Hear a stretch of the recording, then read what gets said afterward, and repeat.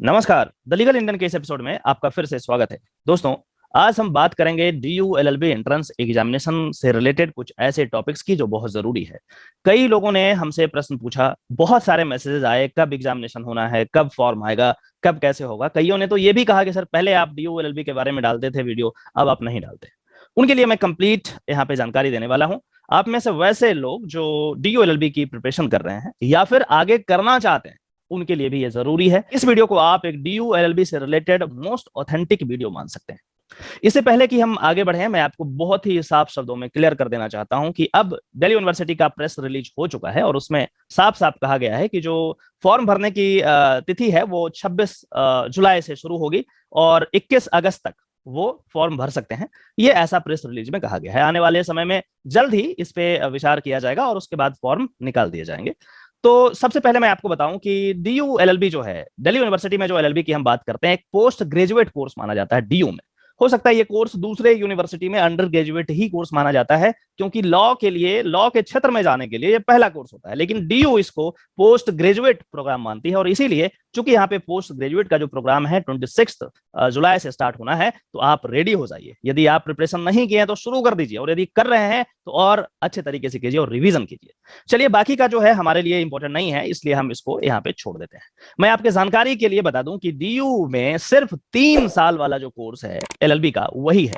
बहुत सारे लोगों ने तो ये भी पूछा है कि सर 5 साल वाला कोर्स है क्या डीयू में, क्या हम 5 साल वाले कोर्स डीयू से कर सकते हैं? देखिए, अभी अभी की स्थिति जो है वो ये है कि 5 साल का कोर्स डीयू में नहीं है। 5 साल का कोर्स यदि करना है तो आफ्टर 12th आप क्लैट क्लैट का एग्जामिनेशन दीजिए, या फिर कुछ इंडिपेंडेंट कॉलेज भी हैं, वहां का भी एग्जामिनेशन आप दे सकते हैं, जैसे जामिया मिलिया इस्लामिया हो गया, जैसे यहाँ पे इंद्रप्रस्थ यूनिवर्सिटी में बहुत सारे कॉलेजेस हैं, दिल्ली के मैं बात कर रहा हूँ, बाकी और सारे राज्य में अलग अलग तरीके के कॉलेज हो सकते हैं। दूसरा क्वेश्चन पूछा जाता है कि सर सीट्स कितनी है? देखिए, सीट्स का फिक्स नहीं होता है, नोटिफिकेशन एक बार आ जाए उसके बाद क्लियर हो जाएगा, लेकिन फिर भी आप मान के चलिए कि 2500 से लेकर के 3000 के बीच में सीट्स होने की संभावना है।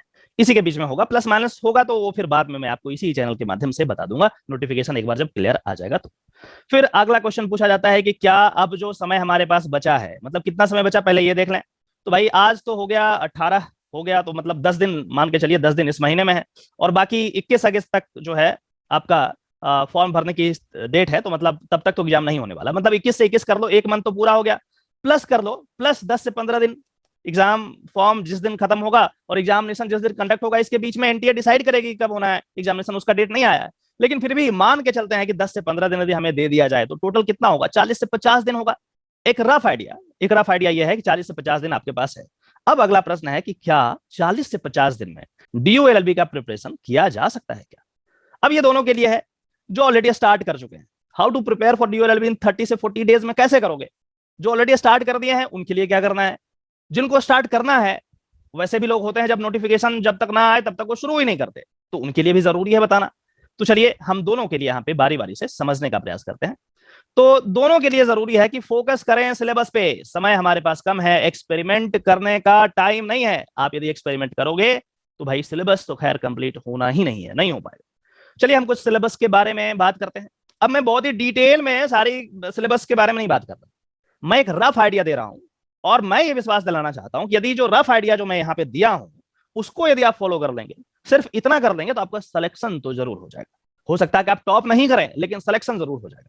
लेकिन इससे पहले मैं ये बात करता हूं कि सिलेबस में आखिर क्या है। देखिए, 2017 से पहले 2017 से पहले ये सिलेबस अलग था और ज्यादा नंबर्स ऑफ क्वेश्चन पूछे जाते थे, लेकिन 2017 में ये सिलेबस को चेंज कर दिया गया और अब 100 क्वेश्चन पूछे जाते हैं। 100 क्वेश्चन पूछे जाएंगे और उसके बाद 2 घंटे का आपको टाइम दिया जाएगा। 2 घंटे का समय होगा, 100 क्वेश्चन पूछे जाएंगे। अब क्वेश्चन किस बेसिस पे होंगे, कौन कौन से सब्जेक्ट पे होंगे, इसका कोई क्लियर पिक्चर आपको कहीं नहीं मिलने वाला है। लेकिन हाँ, मैं एक रफ आइडिया आपको जरूर दे सकता हूं। मैंने 2017, 18, 19, 20 के क्वेश्चन पेपर को अवलोकन किया, उसको स्क्रूटनाइज किया, और उसके बाद जो यहाँ पे रिजल्ट आपके पास है, मैं आपको बता रहा हूं कि क्या क्या चीज पे आपको फोकस करना है। देखिए, जो रिसेंट ट्रेंड है डीयू एलएलबी का, वो बेसिकली लीगल क्वेश्चंस पे ज्यादा फोकस कर रहा है, और उसका कारण मैं कई बार बता भी चुका हूं।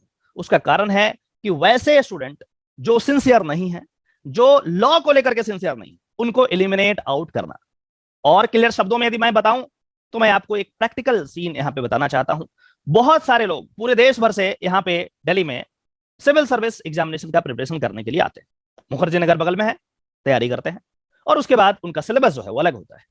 लेकिन इसी बीच बहुत सारे ऐसे लोग होते हैं जो ये सोचते हैं कि एक बैकअप प्लान के लिए एलएलबी कर दिया जाए, बैकअप के लिए एलएलबी कर दिया जाए। बैकअप मतलब साइड साइड से जो होता है ना, साइड साइड से एलएलबी कर दिया जाए। और उस साइड साइड से एलएलबी करने के चक्कर में ये क्या करते हैं, ये बेसिकली डीयू एलएलबी का एंट्रेंस एग्जामिनेशन देते हैं। मैं तब की बात कर रहा हूं जब सिलेबस सिविल सर्विस के जैसा ही था, जनरल क्वेश्चन ज्यादा आते थे। तो क्या करते थे कि ये लोग यहाँ पे एडमिशन ले लेते थे, हॉस्टल ले लेते थे और मजे से सिविल सर्विस का प्रिपरेशन करते थे और लॉ पे फोकस होता नहीं था, क्योंकि शुरुआत से इनको सिविल सर्विस करना है। और इस तरीके से देखा गया तो हमारा जो यूनिवर्सिटी है, जिसका मेन मोटो है हमारे देश में बेहतरीन वकीलों को उत्पन्न करना, बेहतरीन जजेस को बनाना, तो वो चीज जो है फ्रस्ट्रेट हो रहा था। इस चीज को देखते हुए कॉलेज एडमिनिस्ट्रेशन ने मीटिंग किया और फिर कहा कि नहीं, हम अपने क्वेश्चन के पैटर्न को बदल देंगे। 2017 में पहली बार ये चीज बदला गया और उसके बाद लगातार उसी पैटर्न को फॉलो किया जा रहा है। कोई जरूरी नहीं कि अगले पैटर्न को वही फॉलो होगा, लेकिन फिर भी हम एक अनुमान लगा सकते हैं कि ऐसा ही होने वाला है। क्या होगा, इसमें लीगल क्वेश्चंस जो है उसके नंबर को बहुत ज्यादा इंक्रीज कर दिया गया। उसका कारण मैंने बताया, सिविल सर्विस वाले लॉ को अंदर जाकर के नहीं पढ़ते, वो ऊपर ऊपर से बस हेडलाइन पढ़ दिया, राइट टू लाइफ इसमें है, right to freedom of speech इसमें है, बस उतना से काम चल जाएगा। उसके अंदर क्या क्या चीजें हैं बहुत डिटेल में जाकर के लॉ के जो नुएंसेस हैं उसको समझने की कोशिश वो नहीं करते हैं, और इतना आसान भी नहीं है कि कोई भी व्यक्ति इसको पढ़ ले। चलिए हम बात करते हैं लीगल पार्ट का। जो लीगल पार्ट है बहुत ज्यादा इंपॉर्टेंट है और इसमें जो क्वेश्चंस पूछे जाते हैं बेसिकली इन सब्जेक्ट्स के क्वेश्चंस पूछे जाते हैं। इसमें जो पहला सब्जेक्ट है वो है कॉन्स्टिट्यूशन, दूसरा क्रिमिनल लॉ, और क्रिमिनल लॉ के 3 पार्ट्स होते हैं, आईपीसी, सीआरपीसी, एविडेंस लॉ। फिर टॉर्ट लॉ पूछा जाता है, फैमिली लॉ पूछा जाता है, कॉन्ट्रैक्ट लॉ पूछा जाता है, और उसके बाद आईपीआर के कुछ क्वेश्चंस आजकल देखने को मिल रहे हैं। फिर कुछ लीगल मैक्सिम्स जो हैं वो पूछे जाते हैं, कुछ अदर इंपॉर्टेंट लॉज, एनएसए जो न्यूज में रहा है, UAPA, farm laws, recent ordinance, ये सारा चीज यहाँ पे पूछा जाता है। मतलब एक मेजर एरिया जो है वो लॉ का है, और उसके कारण मैंने बताया कि आखिर लॉ का एरिया क्यों इसमें इंक्लूड किया गया है। तो ये मान के चलिए कि 60 से 65 क्वेश्चन जो है 100 में से ये लीगल पोर्शन से होते हैं। आप समझिए कितना बड़ा ये वेटेज है, 60 से 65 क्वेश्चन लीगल से है। फिर इंग्लिश से है, इंग्लिश ज्यादा टफ नहीं होता, is, am, are, fill in the blanks, opposite word, ये सारा वर्ड जो है, सिनोनिम्स, सेंटोनिम्स, ये सारा चीज जो है यहाँ पे इंग्लिश में होता है।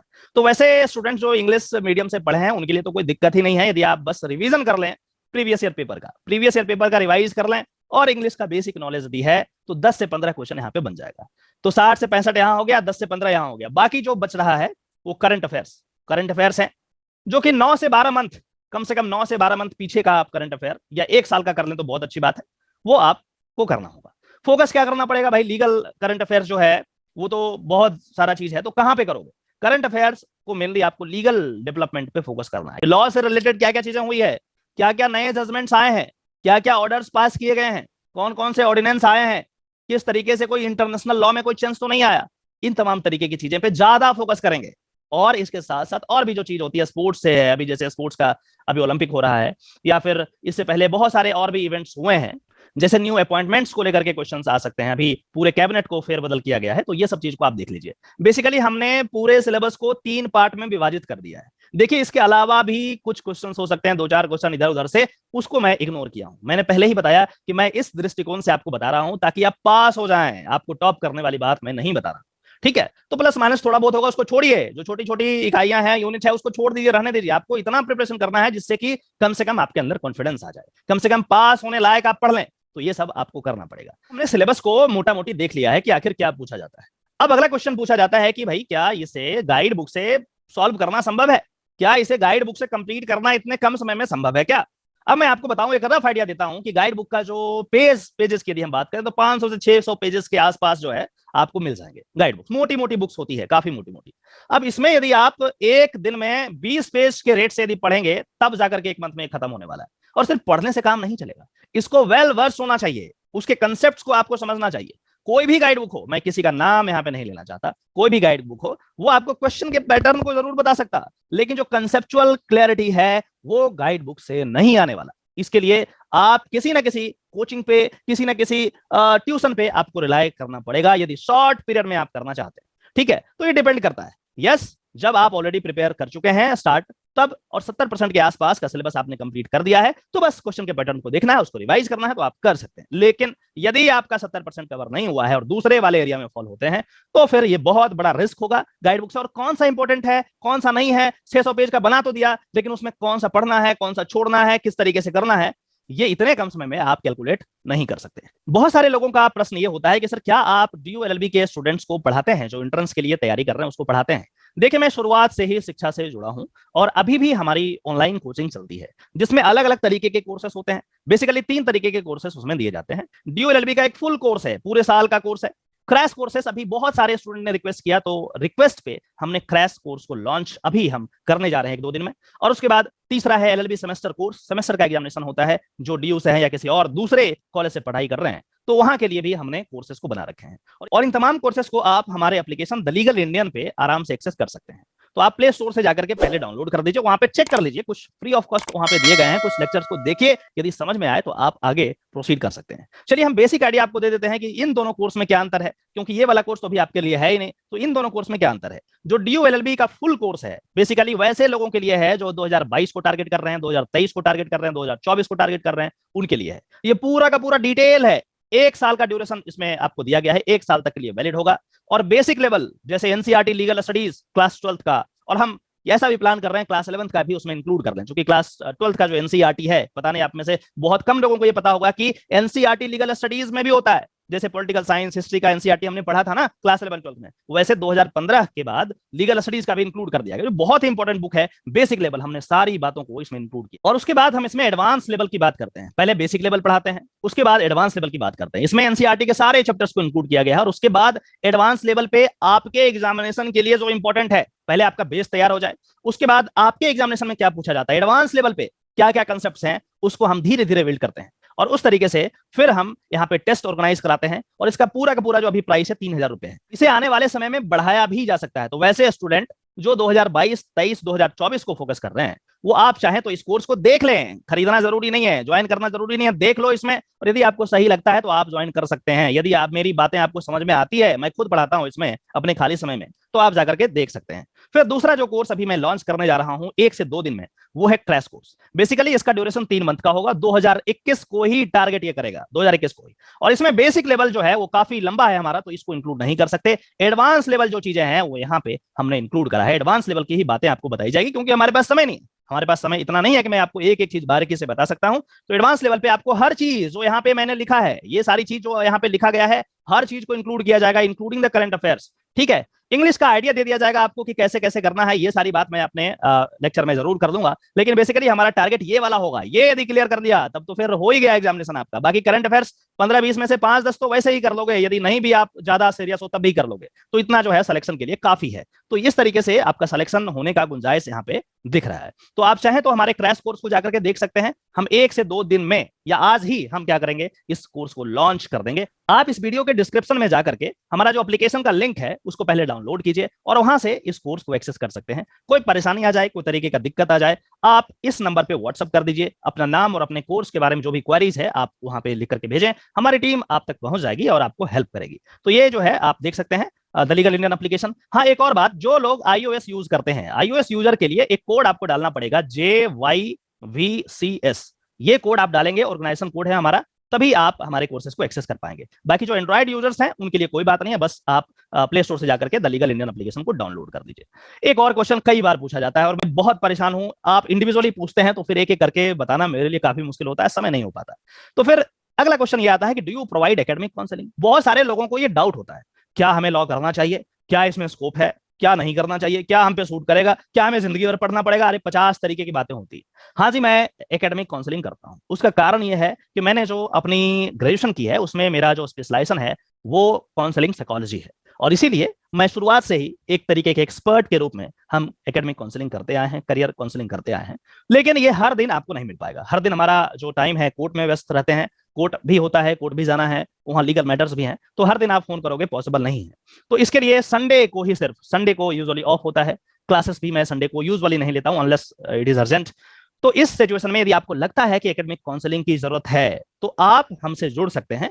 आप कॉल मी फॉर एप्लीकेशन का जो है एप्लीकेशन डाउनलोड करके इस आईडी को यूज करके आप हमसे जुड़ सकते हैं, और जो भी आपका क्वेरीज है उसको लिख करके रखिए और हमसे बात कीजिए, और मैं कोशिश करूंगा कि आपको जो ऑथेंटिक चीजें हैं वो बताया जाए, क्योंकि हमने देखा है इन तमाम चीजों को हमने देखा है, एक्सपीरियंस किया है, तो जरूर कुछ ना कुछ आपको ऐड हो जाएगा। तो बहुत सारे लोग जो परेशान होते हैं, कमेंट करते रहते हैं हमारे वीडियो में कि सर इस तरीके का प्रॉब्लम है, क्या करें नहीं करें, उनके लिए मैं रास्ता यहाँ पे बता दिया हूँ। फिर कुछ और क्वेश्चंस पूछे जाते हैं, जैसे can you explain our DU LLB related queries. हाँ जी, कर सकते हैं, बिल्कुल कर सकते हैं। उसका कारण यह है कि मैंने खुद एलएलबी यहाँ से करा, फिर अब तो एलएलएम कर लिया, अब तो फिर प्रैक्टिस में आ गए, बहुत सारी चीजें अब तो आगे बढ़ गए।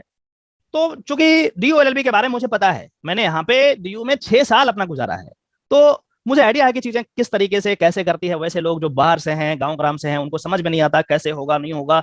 बहुत सारे पेरेंट्स परेशान रहते हैं कि पता नहीं अपने बच्चों को भेजें या नहीं भेजें, लड़कियों के लिए कैसा है, लड़कों के लिए कैसा है, लड़कियों को कोई दिक्कत तो नहीं होगा, 50 तरीके की बातें होती है। तो इस पे मैं लगातार वीडियो बनाते रहता हूँ। कोशिश करूंगा कि आपका जो क्वेरी आएगा हमारे पास, उस पर भी वीडियो बना देंगे और इसी चैनल पे अपलोड कर दिया जाएगा। और जो प्लेलिस्ट हमारा है अबाउट डीयू एलएलबी, उसमें आप देख सकते हैं।